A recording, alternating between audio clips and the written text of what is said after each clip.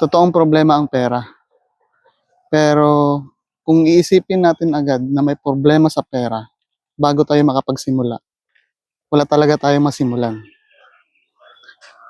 Minsan nakakaligtaan natin na hindi lahat ng bagay, solusyon, pera agad. Totoo nga ang problema sa pera. Kaso nakakaligtaan na natin na may mga bagay na meron tayo ngayon na pwede naman natin gamitin para masolusyonan o makapagsimula ng mga bagay-bagay. May kikwento ko sa inyo. Nung unang engage ko sa buy and sell, pandemic time to. Ang nanay ko, online seller. Nagbebenta yan ng kahit na ano, especially nung pandemic. Ako, gusto kong magbenta din. Kasi wala naman akong trip nung pandemic. Lahat tayo walang trip nung pandemic. Kaya gusto ko rin mag-practice na kumita. Ang unang ginawa ko, sabi ng nanay, i-repost mo lang yung mga pinupost ko. Tapos, i-edit mo lang yung mga presyo. Kapag may mag-order sa'yo, sabihan mo ako na magde-deliver. Isisend ko na lang yung ganansya sa'yo. Nung panahon ng pandemic, kahit anong i-post mo sa marketplace, imposibleng walang bumili. Ganun kabangis yung marketplace dati sa Facebook. Doon ako natutong, nakapagbenta ako ng walang product. Pero, may nanay akong online seller.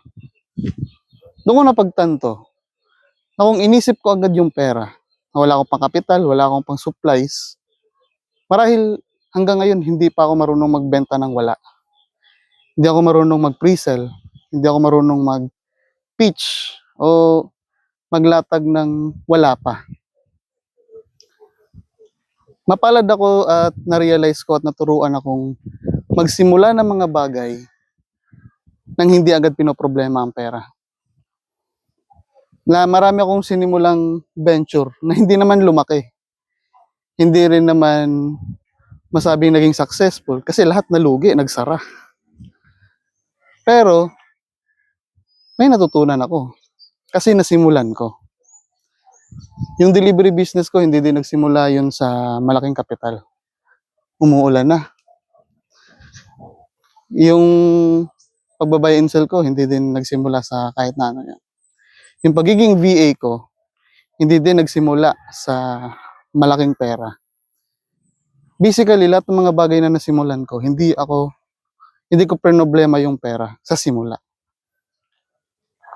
Ang gusto ko lang sabihin sa inyo, na hindi lang pera ang solusyon sa lahat ng mga problemang kinakaharap natin.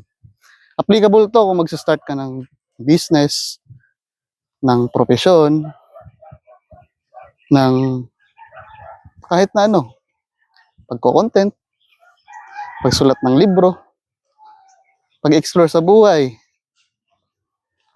We expect na hindi talaga siya magiging malaking hakbang kasi wala tayong pera.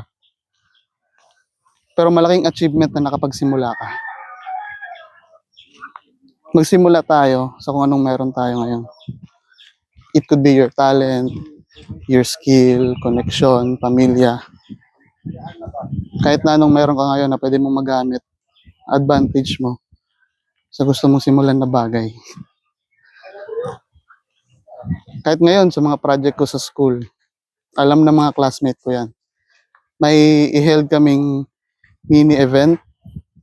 Wala kaming gastos doon kasi nagpa-sponsor kami ng mga brands. In exchange, marketing din.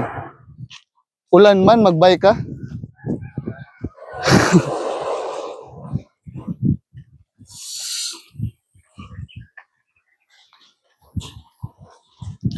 Start on what you have. Bye.